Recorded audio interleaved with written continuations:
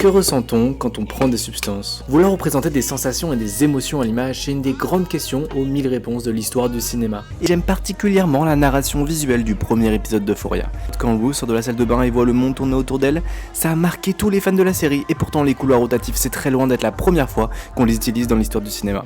En 1951, Fred Astaire dansait sur tous les murs dans Royal Wedding, tandis que Kubrick l'utilisait dans 2001 pour supprimer la gravité de l'image.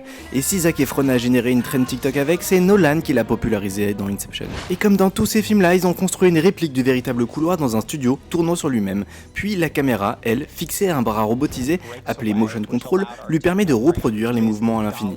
Mais contrairement aux autres films, il y a de la vie dans ces couloirs, et pour cela, les acteurs sont juste attachés à des supports en dessous de leurs vêtements, reliés eux-mêmes au mur sur lequel ils s'appuient.